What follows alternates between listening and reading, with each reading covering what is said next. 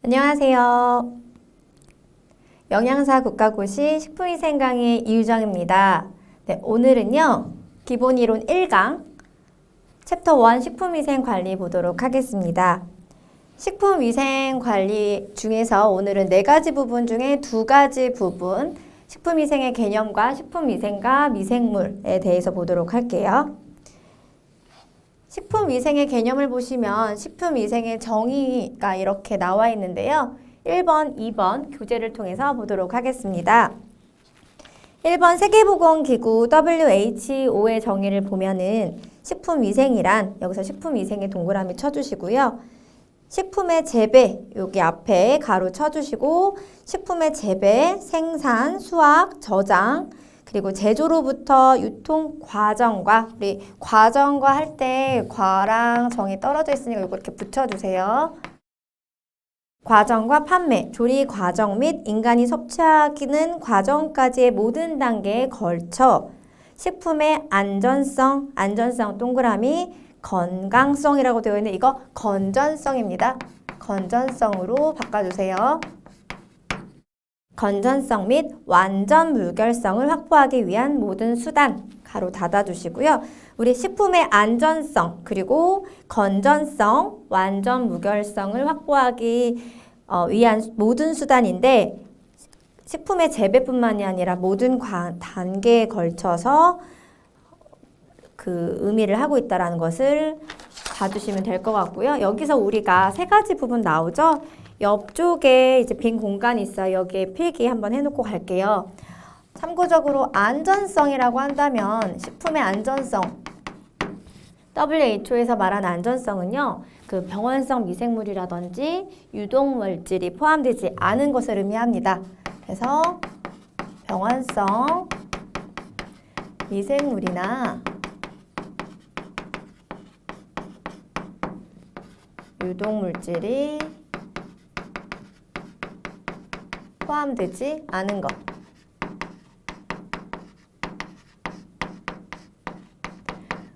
우리가 뒷부분에서 이 미생물에 대한 부분, 유독물질에 대한 부분, 그러니까 혼입이 식품에 되어서는 안 되는 것들에 대해서 같이 공부하게 될 텐데요. 그런 것들을 이제 안전성에서 보시면 되고요. 그 다음에 건전성이 나왔습니다. 식품 그 건전성이라고 한다는 것은 질병에 걸리지 않은 건강한 그 동식물의 원료일 것. 네, 함께 필기해 놓을게요. 질병에 걸리지 않은 건강한 동식물의 원료일 것. 건전성. 그 다음에 완전 무결성이 있습니다. 완전 무결성은요. 완전 무결하다. 이물질이 없는 깨끗한 상태를 말합니다. 이물질이 없는 깨끗한 상태일 것. 네. 세계보건기구에서 식품위생에 대해서 정의를 하고 있는데 그 중에 이제 안전성, 건전성, 완전 무결성에 대해서 참고삼아 저희가 정리해 봤고요. 그 다음 식품위생법상의 정의를 보시면 식품위생이란 식품부터 슬래시 하나 딱 쳐주세요. 식품 첨가물, 기구, 용기, 포장 이렇게 나오는 것들 있죠? 식품만 해당이 되는 게 아니에요. 여기에 있는 것들을 우리가 식품을 오염시킬 수 있는 것들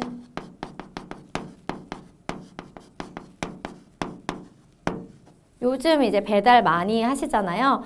배달했을 때 식품만 오는 것이 아니라 용기에 담겨져서 오게 됩니다. 이럴 때 용기라든지 포장까지도 우리 식품위생의 범위에 해당이 되고 있다는 것 알고 계시면 될 것 같아요. 이렇게 해서 우리가 식품위생에 대한 정의를 봤고요. 3번째 동그라미 식품위생의 목적을 보겠습니다. 우리가 식품으로 인해 가지고 그 위생상의 위해를 방지하고 또 식품 영양의 질적 향상을 도모하며 식품에 관한 올바른 정보를 제공함으로써 국민 보건의 향상과 증진에 이바지함을 목적으로 한다. 굵은 글씨로 되어 있고 또 색으로 칠해져 있어서 위생상의 위해 방지, 식품 영양의 질적 향상, 또 올바른 정보 제공까지 하셨는데요. 뒤쪽에 국민보건의 향상과 증진, 이것이 바로 궁극적인 우리 식품 위생의 목적입니다. 다음 우리 두 번째 식품의 위해 요소에 대해서 보도록 할게요. 옆쪽 부분은 제가 지우도록 하겠습니다. 식품의 위해 요소를 크게 세 가지 부분으로 볼 수 있는데요. 내인성, 그리고 외인성, 유기성입니다. 이렇게 나누는 기준은요. 생성 요인별로 나누게 돼요. 생성 요인별. 그래서 단어에서 느끼는 것처럼 내인성 같은 경우는 식품 자체에 함유되어 있는 것을 말하고요. 외인성 같은 경우는 혼입된 것, 그러니까 외부로부터 오염되거나 혼입된 것. 그리고 유기성은 유해물질이 식품이 제조되거나 가공되거나 운반하고 저장되는 과정 중에 만들어지는 것들을 말하게 됩니다.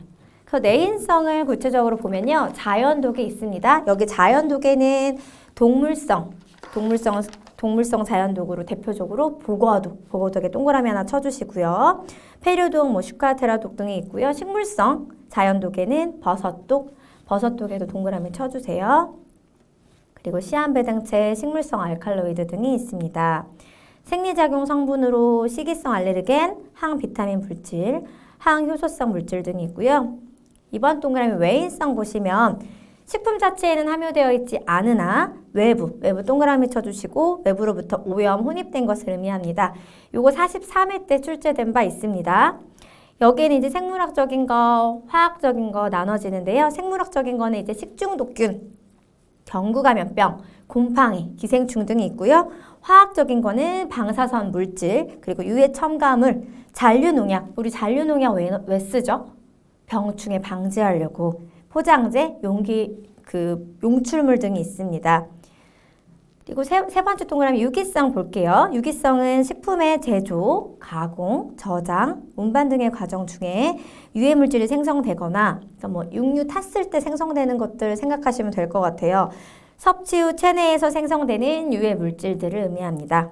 대표적으로 아크릴아마이드, 벤조피렌, 니트로스사민 이런 것들이 있는데요. 지금 식품의 위해 요소 내인성, 외인성, 유기성을 보시면은 우리 뒷부분에서 쭉 배울 내용들을 한 번에 좀 우리가 맛봤다라고 보시면 될 것 같아요. 지금 보시면 보거독, 버섯독 등등도 저희가 자세히 뒤쪽에서 볼 겁니다. 다음 이제 식품의 독성 시험입니다. 식품의 이제 독성 시험은 우리 급성, 아급성, 만성 이렇게 세 가지로 나눠볼 수 있는데요. 급성, 아급성, 만성. 각각의 이제 독성 시험마다 키워드들이 있어요. 그래서 그 키워드들 집중적으로 봐주시면서 정리해 두시면은 문제가 나왔을 때 당황하지 않고 푸실 수 있습니다. 첫 번째 급성 독성 시험 45회 때 출제됐어요. 지난해에 출제됐다는 겁니다. 기억 동그라미 생쥐 그리고 흰쥐에 검체를 한 번 투여한 후 급성이잖아요. 1, 2주 관찰합니다. 그래서 이 급성 독성 시험에서는요. 키워드가 1, 2주 관찰. 이 1, 2주 관찰에 네모 이렇게 쳐주세요. 해서 실험 동물의 몇 퍼센트를 죽게 하냐면요. 절반. 그래서 50%를 죽게 합니다. 그 양을 실험 동물의 50%를 죽게 하는 동물의 양을요. 우리가 LD50이라고 해서 반수치사량이라고 합니다. 그래서 LD50 이 반수치사량도 네모쳐서 봐주세요. LD50 반수치사량 요 단어 나오면 우리 급성 독성 시험이다. 이 LD50을 구해가지고요. 실험 동물 체중 킬로그램당 미리그램 수로 나타내는데 이 LD50 값, 반수치사량 값이 크다. 많이 써야 되는 거잖아요. 독을. 그때는 이 LD50 값이 클수록 독성 물질의 독성이, 이렇게 속성 물질의 독성이 낮음을 의미합니다. 쉽게 말해서요. 실험 동물의 절반을 죽게 하려면 많은 양이 필요한 거예요. 그래서 반수치사량 값이 크다라고 하면 이 속성물질 독성이 좀 낮다. 그러면 반수치사량 값이 낮다라고 한다면 속성물질 독성이 높다. 조금만 써서 절반을 죽게 하는데 조금만 필요하다라는 거죠. 이번 동그라미 이제 아급성 독성 시험 35회 때 출제된 바 있습니다. 니은 동그라미 볼게요.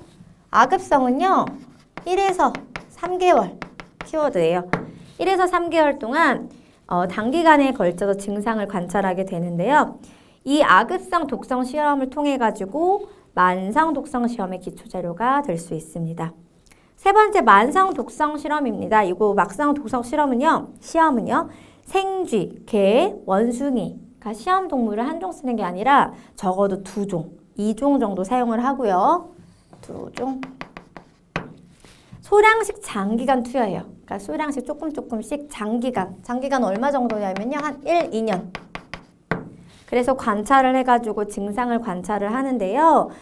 이걸 하는 목적 자체는 우리 최대 무작용량을 구하는 것이 목적입니다.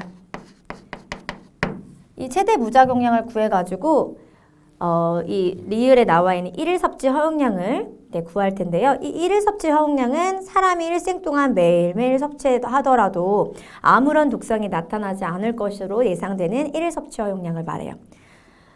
쉽게 말하면요. 이 1일 섭취 허용량 1일 섭취 허용량 ADI라고도 하죠. 이 ADI 같은 경우는요. 매일 먹어도 우리가 부작용이 없을 정도의 하루 섭취 허용량을 의미를 합니다. 1일 섭취 허용량 아래쪽에 보시면 네모 박스로 ADI는 최대 무작용량 곱하기 안전개수가 100분의 1로 되어 있어요. 곱하기 평균 체중인데요. 이 안전개수가 100분의 1인 이유는 동물과 우리 사람 간의 종간 차이가 있죠. 그거 고려해가지고 허용량을 10분의 1 정도로 줄였고요. 그 다음에 사람과 사람 개인차 있을 수 있죠. 그 개인차 고려해서 다시 10분의 1을 줄였기 때문에 안전개수가 100분의 1이 나오게 됩니다. 이렇게 해서 우리 독성 시험까지 함께 봤는데요. 그 다음에는 두 번째 식품위생과 미생물 보도록 하겠습니다. 우리 미생물의 종류를 보게 되면은 바이러스, 세균, 곰팡이, 효모 이렇게 4가지로 구분해서 볼 수 있어요. 바이러스 43회 때 출제된 바 있는데요. 일단 형태, 크기 일정하지 않습니다. 이거 바이러스, 세균, 곰팡이, 효모 조금씩 말 바꾸면 헷갈릴 수 있으니까 구분해서 키포인트 체크해서 알아두시면 좋을 것 같아요.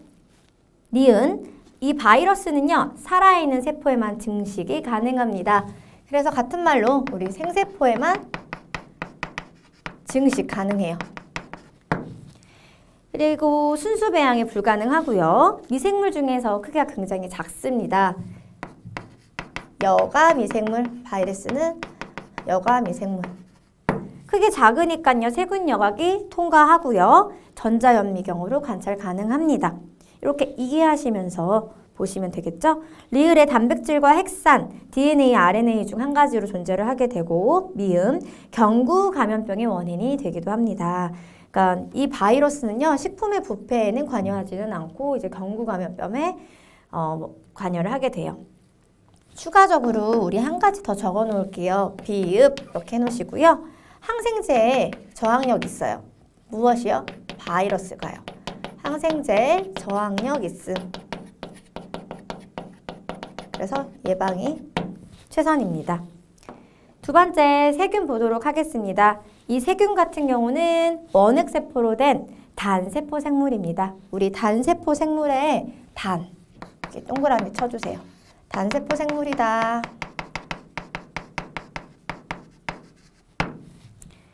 그리고 형태에 따라서 구균 동그라미, 간균 동그라미, 나성균으로 분류를 하게 돼요. 그리고 세포벽의 염세성에 따라서 그람 양성균과 그람 음성균으로 구분을 하게 되는데요. 우리 그람 염색을 하는 것 한 가지 적어놓고 넘어가도록 할게요. 세균에 있어서 우리 그람 염색. 뒤에서 그람 양성의 강균이다, 그람 음성의 구균이다, 이런 식으로 계속 나올 텐데요. 그람 염색은요, 우리가 염색을 했을 때 자주색, 그러니까 보라색이 나오는 경우가 있고요. 그리고 또 그람 염색을 했을 때 분홍색이 나올 수 있어요. 그래서 자주색, 보라색이 나왔을 때를요, 우리가 그람 양성이라고 하고요. 분홍색이 나왔을 때 그람 음성이라고 합니다. 자주색, 보라색이 되었던 그람 양성의 경우에는요. 두 가지로 또 나눠볼 수 있어요. 아포를 생성하는 균, 그리고 또 비아포 생성균. 자, 아포를 생성하는 균은요, 크게 두 가지로 볼 수 있는데요. 바실러스, 그리고 클로스트리디움 있고요. 비아포 생성균은 리스테리아, 디프테리아가 있습니다. 그람 염색을 했을 때 분홍색이 나오는 그람 음성균은요, 대다수가 아포를 형성하지 않습니다. 그래서 뭐 무아포 이렇게 나와요. 그래서 뭐 참고 삼아서 알아두시면요, 구균 같은 경우는 대부분 그람 양성이고요, 아포가 없습니다. 좀 어려워 하시는 분들도 있는데요. 이렇게 크게 아웃라인 잡아서 그람 염색에 대해서 한번 봐두시고, 뒤에서 또 다시 세균 또 보고, 다시 또 앞으로 넘어와서 그람 염색에 대해서 봐주시면, 이 식품위생 같은 경우는 계속 반복해서 공부하시는 게 중요하거든요. 이거 이제 메모해 놓으시고 계속해서 봐주시면 좋을 것 같아요. 네. 이어서 할게요. 이 세균은요, 분열 증식을 합니다. 이분법. 대수적인 증식을 한다. 기하급수적으로 대수적인 증식을 하고요. 미음, 중성 pH 잘 자라고, 네, 산성 동그라미, 산성에서는 억제가 됩니다. 또 균사와 외생포자를 만드는 종류도 있고요. 시옷에 편모 동그라미, 편모를 가진 것들은 운동기관을 가지고 있어요. 슈도모나스나 비브리오나 에로모나스가 해당이 됩니다. 이응에 내열성과 내건성이 높은 휴면 상태의 포자를 형성하는 것이 있다. 네, 이 포자를 형성하는 것, 클로스트리움 속이라든지 바실러스 속, 방성균 속 등이 있습니다. 이거 38회 때 출제됐었어요. 지읒의 산소 요구도에 따라서 호기성균, 네, 산소가 있어야 돼요. 그리고 혐기성균, 산소가 없는 데서 자랄 수 있고요. 통성혐기성균, 요거는요, 산소 유무 없이 생육이 가능합니다. 치읓에 요구르트, 김치, 청국장, 식초 가로로 묶어주시고요. 발효식품 제조에 이용되는 것도 있습니다. 또 수분이 많은 식품 잘 변질을 시켜요. 그리고 식중독 유발하는 것도 있습니다. 세 번째 동그라미 곰팡이. 이 곰팡이는요, 진균류 중에서 균사체를 발육기관으로 하는 진균을 사상균 또는 곰팡이라고 합니다. 니은의 균사 동그라미, 균사를 만들고요. 그 끝에 포자를 형성해가지고 증식은 균사 동그라미, 그리고 또는 포자 동그라미, 포자에 의합니다. 디귿, 세균보다는 생육 속도는 늦어요. 늦고요. 그리고 우리 아까 전에 왜 세균 같은 경우는 리을에 보시면 이분법, 그러니까 분열 증식하기 때문에 기하급수적으로 는다고 했죠. 곰팡이 다시 돌아올게요. 리을, 공기를 좋아하는 호기성 동그라미, 약산성 동그라미. 그래서 최적 pH가 4.0, 4.04 정도 되고요. 그 내산성이 높습니다. 그래서 우리 곰팡이가 이제 최적 pH 지금 봤죠? 최적 pH가 4라고 했는데요. 참고적으로 보셔야 될 것 중에 하나가 세균. 세균은 아까 중성, 약 알칼리성에서 잘 자랍니다. 중성, 약 알칼리성.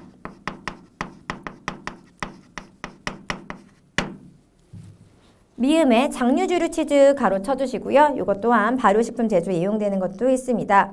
비읍, 건조식품을 잘 변질시킨다. 네, 건조식품을 잘 변질시키고요. 또 이거 세균이랑 비교해보면 세균 같은 경우에는 우리 수분이 많아야지 또 잘 자란다고 했었죠. 수분이 많은 것에서 잘 증식합니다.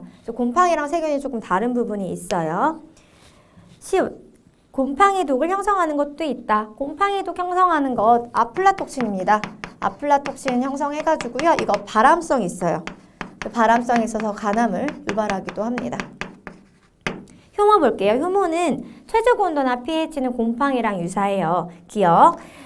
형태는 구형, 달걀형, 타원형, 소시지형 등이 있고요. 니은, 출하법 동그라미, 출하법으로 증식하고 균사를 만들지 않습니다. 그리고 디귿, 공기 존재에 무관하게 잘 자랍니다. 통성, 혐기성이다. 밑줄. 리을, 약산성 동그라미 쳐주시고요. 내산성 동그라미 쳐주세요. 미음에 술, 발효빵 묶어주시고 발효식품의 제조에 이용되는 것도 있으나 네, 버터, 치즈, 요구르트, 김치 등의 발효식품을 변질시킬 수 있다. 요거 41회 때 출제된 바 있습니다. 효모도요, 두 가지 더 적어 놓을게요. 비읍, 시읒 이렇게 적어 놓을 건데 비읍 옆에 공간 있죠? 효모는요, 세균과 곰팡이의 중간 크기예요. 곰팡이의 중간 크기. 그리고 최적 발효 온도는요, 25에서 30도씨입니다. 그리고 만약에 40도씨 이상이 됐다, 그러면 사멸하게 돼요. 그 다음에 시옷에다는 사카로, 마이세스, 세레, 비시에 라는 거 있는데요. 요게 어디에 사용이 되냐? 맥주, 그리고 포도주 이런 주류 제조에 이용이 되게 됩니다.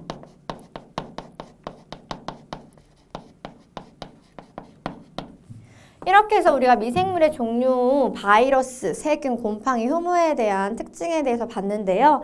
정리해드린 바와 같이 조금 구분해서 봐주시면 이해하시는 데 훨씬 도움이 될 거라고 생각이 됩니다.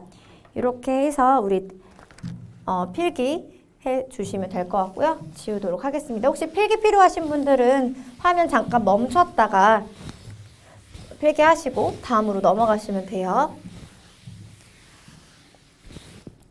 네, 다음은 식품위생상 중요한 세균들입니다. 식품위생에 있어서 중요한 세균들 이제 9가지 정리해봤는데요. 바실러스, 마이크로코커스, 슈도모나스, 비브리오, 스타필로코커스, 에슈레키아, 그 다음에 클로스트리디움, 살모넬라, 몰가넬라가 있습니다. 각각의 특징을 보고 좀 정리해 주시면 돼요. 1번 바실러스는요. 그람 양성 표시 제가 플러스로 해놓을게요. 양성이고요. 내열성 아포를 생성합니다. 이거 조금 특징적인 부분 적어놨어요. 공기나 유기물이 많은 토양의 표층에서 서식하며 그리고 자연에 가장 많이 분포되어 있다. 자연에 가장 많이 분포되어 있다라는 것은 식품 오염의 주역이라는 뜻이에요. 또 가열식품의 주요 부패균이고요. 식중독의 원인이 되는 것, 이거 중요하죠. 바실러스 세레우스입니다. 그래서 대표적인 거 보게 되면 세레우스균이랑 탄저균 있어요. 세레우스균, 탄저균. 두 번째 동그라미 마이크로코커스입니다. 코커스 붙으면 구균이거든요. 구균은 대부분 그람 양성이라고 했고요. 아포 거의 없다고 했어요. 무아포고요. 구균이라고 했죠. 그리고 이 마이크로코커스는요, 호기성 균입니다. 또 단백질 부패균이에요. 생육은 거의 대부분 표면에서 생육을 하고요. 표면 생육. 그러다 보니까 변색이라든지 점질물을 형성하게 됩니다. 우리 지금 배우고 있는 이 세균들 뒤쪽에서 또 나오거든요. 그거 배우기 전에 대표적인 키포인트들 제가 한 번 더 언급해드리고 있으니까요. 이거 다 외워야 돼요 라고 생각하시기보다는 요렇게 있구나 조금 이해하시고 넘어가신 다음에 그 다음에 다음 강의 들어주시면은 훨씬 더 이해도가 높아요. 그리고 마이크로코커스 내열성 굉장히 강합니다. 세 번째, 그리고 교재 내용 볼게요. 동물의 표피와 토양에 분포하고요. 아까 전에 바실러스가 자연에 가장 많이 분포되어 있다고 했죠? 이 바실러스 다음으로 많이 분포되어 있어요. 육류 및 어패류와 이들 가공품의 주요 부패균입니다. 제가 하나 정정할게요. 아까 바실러스 내열성 강하다고 했는데요. 내열성 강하다는 부분 수정합니다. 마이크로코커스 내열성 강해요. 네, 죄송합니다. 세 번째 슈도모나스. 슈도모나스는요, 그람 음성의 무압보 호기성 강균입니다. 그리고 수용성이고요. 다음에 형광 색소를 형성합니다. 또 슈도모나스 방부제의 저항성이 커요.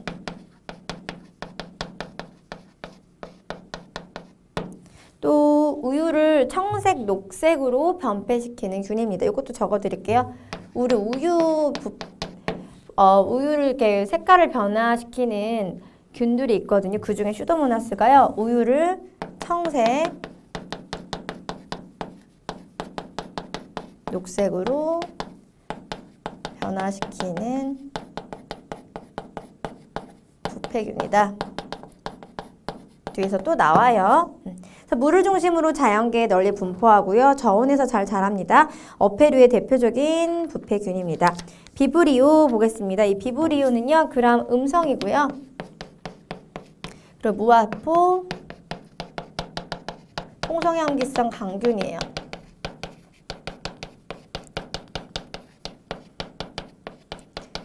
또 비브리오의 좀 특징적인 게요. 3% 호염균이라고 해요. 같은 말로 이제 해수균이다 라고 합니다. 이 3% 염농도에서 잘 자라요. 비브리오 물에서 서식하며 식중독을 일으키는 것 비브리오 파라이몰리티커스도 있고요. 콜레라를 일으키는 것 비브리오 콜레라가 있습니다. 이 비브리오 콜레라 경구 감염병이에요. 주장 보겠습니다. 5번째 동그라미 스타필로코커스 스타필로코커스 붙었죠? 그람 양성이고요. 무화포 구균 그리고 통성 혐기성입니다. 스타필로코커스 대표적인 거는요. 포도상 구균이 있고요. 이 사람을 포함한 동물의 표피에서 서식을 합니다. 식중독의 원인이 되는 거 스타필로코커스 에리우스 있습니다. 6번 동그라미 에슈리키아 네, 에슈리키아 그람 음성이고요. 무화포 통성 혐기성 강균입니다. 대표적인 거 이콜라이 있습니다. 그래서 동물의 대장 내에서 서식을 합니다. 대장균, 분변, 동그라미, 분변을 통해서 토양, 물, 식품 등을 오염시키므로 식품위생의 지표로 삼습니다. 식중독의 원인이 되는 거 이콜라이 있고요. 클로스트리디움 그람 양성이고요. 클로스트리디움 내열성 아포 형성합니다. 그리고 편성 혐기성이고요. 간균입니다.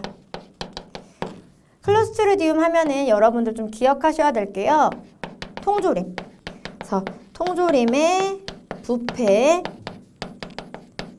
원인균이에요. 원인균. 대표적으로 보틀리누스 그리고 웰치 이런 것들이 있습니다. 8번째 살모넬라 그람 음성의 무화포 간균 그리고 통성 혐기성입니다. 대표적인 거 살모넬라, 장티푸스, 파라티푸스 이런 것들이 있어요. 다시 이제 교재 보시면 가축, 가금류, 쥐 동그라미, 쥐 등의 장내의 서식, 식중독을 일으키는 거 살모넬라 엔테리티디스도 있고요. 장티푸스를 일으키는 거 살모넬라 티피도 있습니다. 38회 때 출제된 바 있어요. 마지막 9번 동그라미 몰가넬라입니다. 이 몰가넬라는요. 몰가니가 축적시킨 히스타민은 알레르기성 식중독을 유발한다. 그래서 알레르기성 식중독에 네모 하나 쳐주시고요. 몰가니다. 이렇게 해서 우리가 이제 식품위생상 중요한 세균들 9가지 정리를 해봤는데요. 뭐 코커스 같은 거는 그람 양성의 무화포 구균이다라는 거는 이제 세트로 봐주시면 될 것 같고 특별하게 뭐 내열성 아포를 형성한다든지 이거 대표적인 것들 그리고 이렇게 점질물 형성하고 색깔 우유 색깔 변폐시키는 것 그리고 비브리오는 이제 호염균 해수균이라는 것 또 에슈레키아 아까 전에 보셨던 것처럼 그 식품위생의 지표로 삼는다. 뒤쪽에서 지표미생물 또 나올 거거든요. 봐주시면 되고 클로스트리디움 이제 통조림의 부패 원인균이다. 몰가넬라 이제 알러지, 알러지성 식중독 일으킨다. 정리해 주시면 될 것 같습니다. 자, 지우고요. 다음에 식품위생상 중요한 곰팡이 부분 우리 보도록 할게요.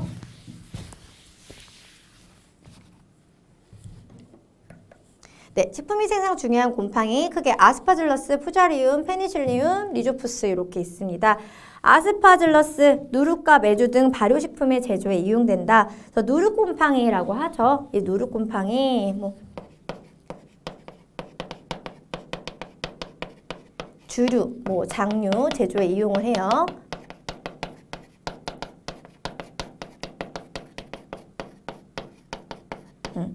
독소를 만드는 것, 아플라톡신 생성하는 것도 있습니다. 두 번째 동그라미 푸자리움, 붉은 곰팡이죠. 또 붉은 곰팡이.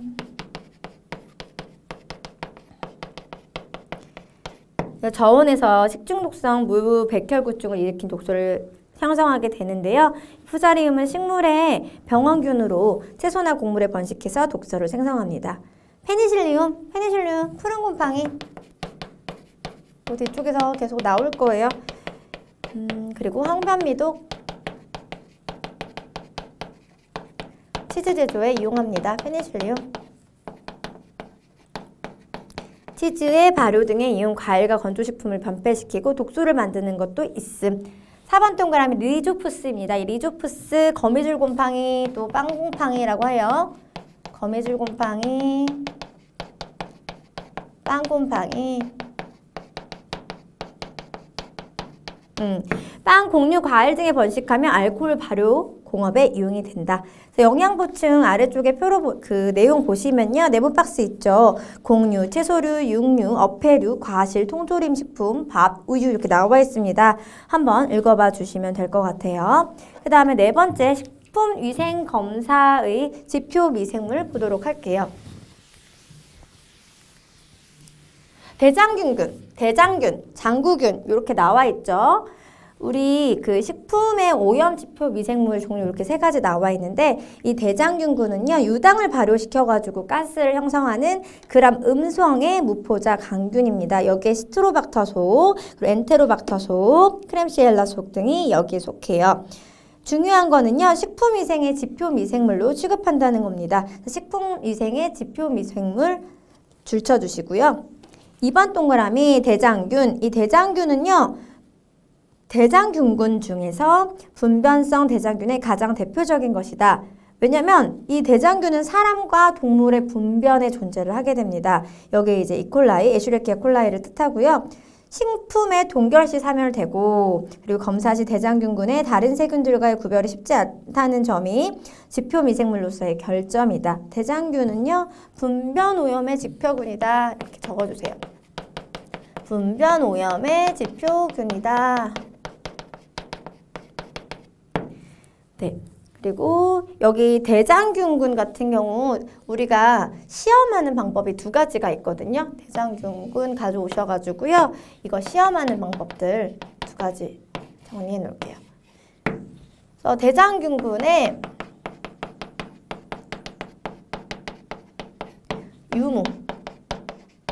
유무 있는지 없는지를 검사하는 거. 검사하는 거는 무슨 시험이라고 하냐면 정성시험. 그리고 이 대장균군의 수를 산출하는 거. 수잖아요. 산출하는 거는 정량시험입니다. 유무는 정성, 수는 정량시험이다. 이 정성시험하는 방법, 그 단계가 세 가지가 있습니다. 투정, 그 다음에 확정, 그리고 완전. 이 세 단계를 거치게 돼요. 다음 세 번째 동그라미 장구균 볼게요. 엔테로코커스. 대장에서 서식하는 엔테로코커스 페칼리스가 대표적이고요. 식품의 동결과 건조 시 잘 죽지 않는다는 점이 냉동식품과 건조식품의 분변 오염 지표균으로 이용이 되게 됩니다. 45회 때 출제된 바 있습니다. 이렇게 해가지고 대장균균, 그리고 대장균, 장구균 세 가지의 지표 미생물을 우리가 정리해 봤는데요. 아래쪽에 영양보충 네모 박스 볼게요. 이 지표 미생물은요. 질병을 직접 유발하지는 않아요. 그렇지만 이런 것들이 검출이 되었다라고 하는 것은 장 내에서 서식하는 소화기계 감염병균이나 식중독 세균의 공존 가능성을 나타내기 때문에 지표로서 의미가 있습니다. 질병을 유발하지는 않지만 지표로서 의미가 있다라는 부분까지 정리해 놓으시면 될 것 같습니다. 이렇게 해서 우리 오늘 1강은요. 챕터 1 식품위생 관리의 식품위생의 개념과 식품위생과 미생물에 대해서 정리를 해봤습니다. 전반적인 아웃라인 우리가 잡아봤다고 보시면 될 것 같고요. 지금 배웠던 내용들을 세세하게 다음 강의부터 우리 이어서 가도록 하겠습니다. 복습 철저히 해주시고요. 다음 강의에서 뵙도록 할게요. 감사합니다.